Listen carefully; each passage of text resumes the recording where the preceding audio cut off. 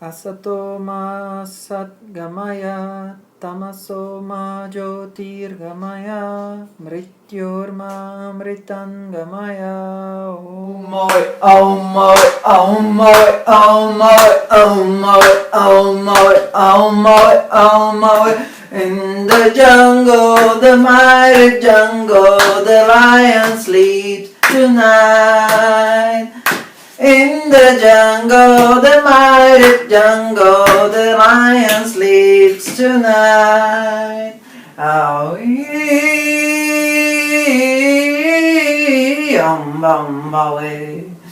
Depois eu faço com a gaita, mas vamos nessa. Então, pessoal, chegamos aqui à nossa 10ª nakshatra. E aí, se você está boiando, playlist de Jyotisha Namastê, estamos no 26. Agora, como eu já gravei o 25 e já fez a sistemática, eu já estou assim um pouco mais adiantado, porque não dá para ficar apagando e fazendo negócio o tempo todo. A gente aqui está começando a falar do 0 graus do signo de Leão até o 13 graus e 20.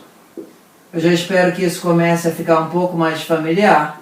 E eu estou começando também a botar mais os números aqui, porque o uso disso vai fazer com que a gente fique mais versado e, digamos assim, com a tabuada na nossa cabeça.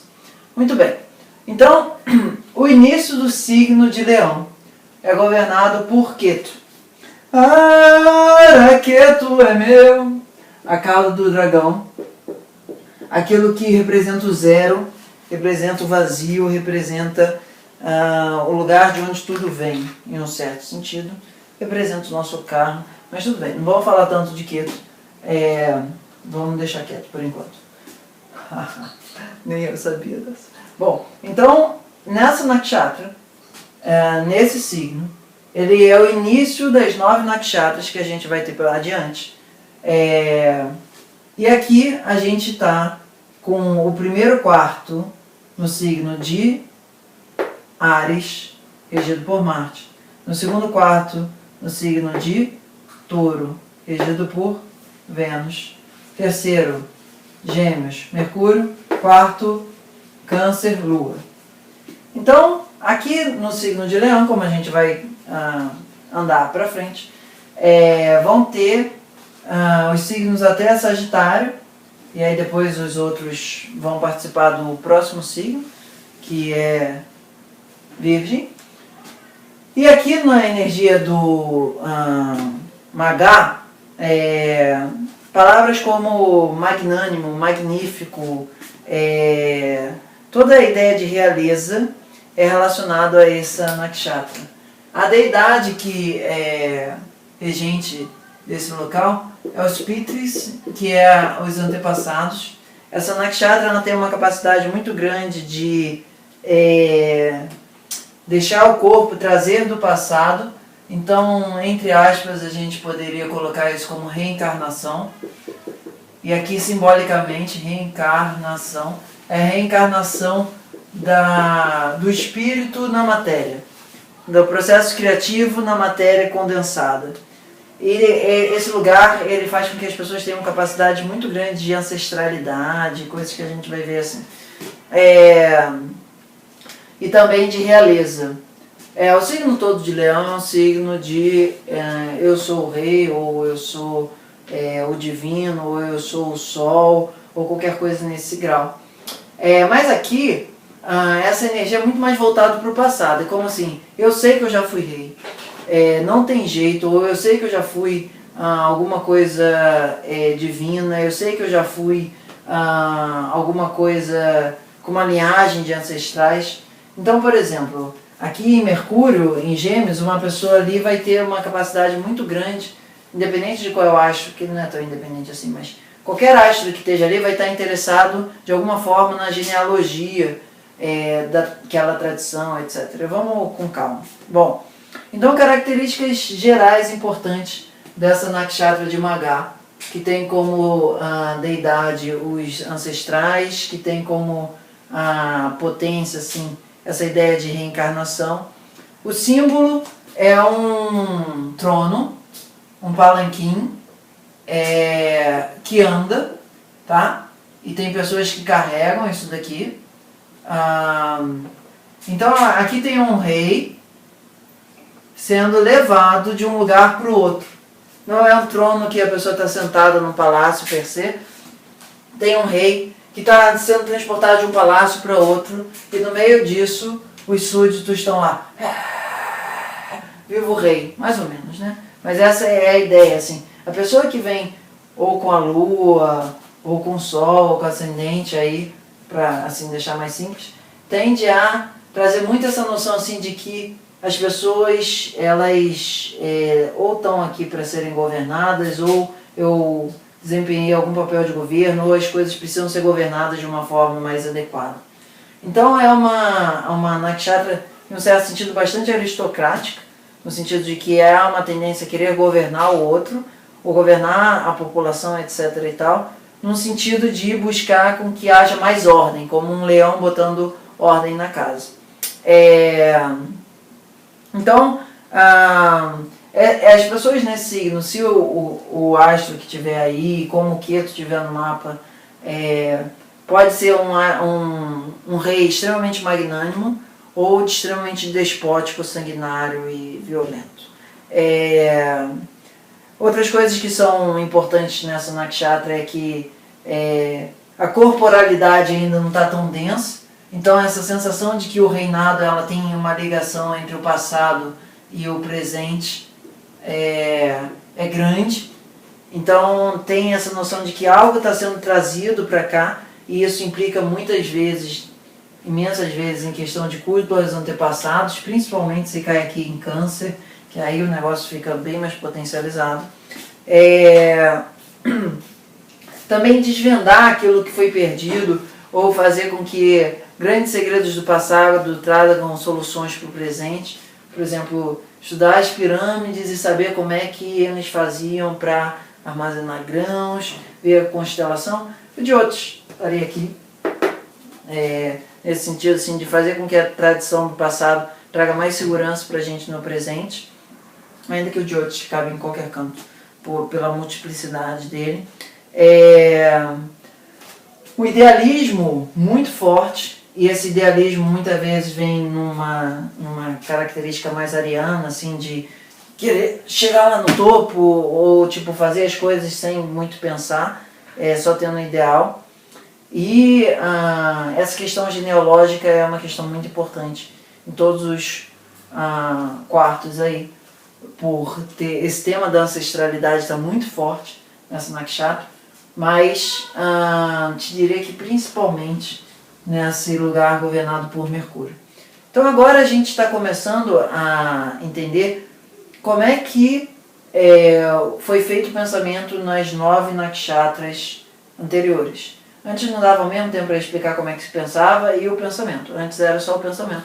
Agora é um pouco do como se pensa, para depois falar também do que é pensado, certo? Então a estrutura está ficando mais organizada, também isso favorece. Bom, então nesse primeiro padá, que é o primeiro nono do signo de Leão, né?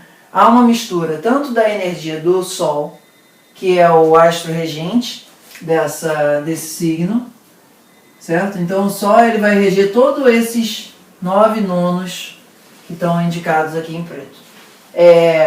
Vindo para o passado, vindo para aquilo que é oculto, vindo para aquilo que não é fácil de ser sabido, vindo para aquilo que é secreto, etc. e tal. Então, por exemplo, uma ocupação que pode dar aqui com a mistura do Sol, que é a potência, fazer com que as coisas fiquem mais claras, com o Ketu, que é fazer com que as coisas fiquem mais escuras, e com Marte ou espionagem ou uma ação assim voltada para que tenha um resgate, escavação, porque Marte envolve com terra também. É só para mostrar como é que a gente pensa no de outros, certo? Então aqui, nesse primeiro padá, que é Sol, Ketu e Marte, há uma combinação muito forte de Pita, Deus me livre. Os 3 astros Pitas estão assim bombando. Se isso estiver no ascendente, a pessoa ela provavelmente vai ter que cuidar do pita dela, porque é um lugar assim com fogo, com fogo, com fogo. 3 fogos que queimam de uma maneira diferente, queimando junto. Então esse é um lugar extremamente, assim, assustadoramente pita.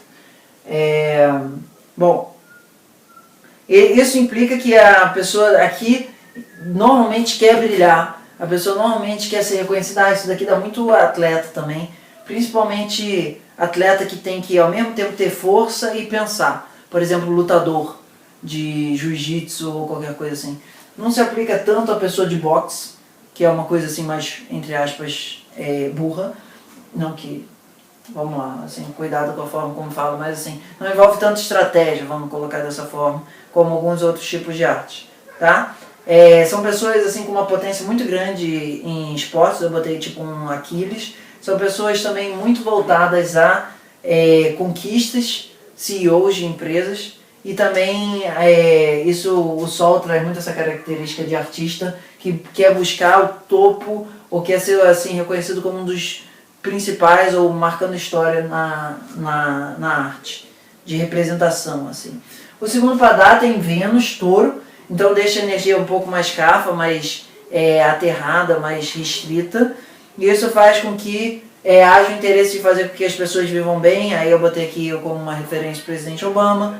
A agência de rating proeminente, por exemplo, uma JP Morgan, etc. e tal.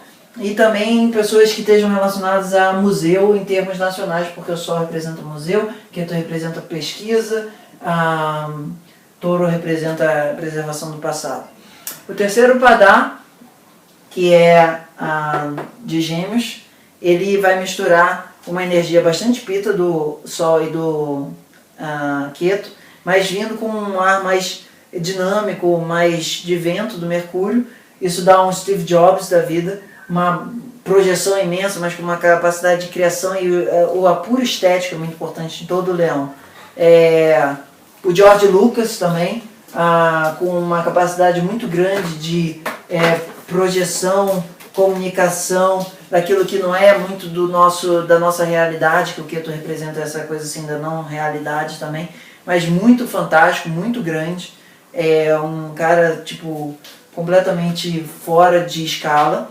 E pessoas que também estão fazendo arqueologia, que é a questão da genealogia, mas com aspectos mais faraônicos, assim, não é só o cara que descobre uma pedra de Roseta, por exemplo. São pessoas que marcam muito o ramo delas nesse aspecto de pesquisa relacionado ao passado, relacionado à escrita, relacionado à comunicação entre o passado e o presente. O quarto Padá em Câncer, regido pela Lua, de novo faz a energia ficar mais cafa, mais água aqui de fato, e isso faz com que as pessoas tenham procurar muito o aspecto da saúde, que é um aspecto canceriano forte, coisas também mais sobrenaturais, porque essa combinação entre Lua e Ketu gera sobrenaturalidade, poderia ser alguma coisa tipo um exorcista. E também pessoas que gostam de antiguidades, aquilo que tem valor sentimental, não é tipo um museu como no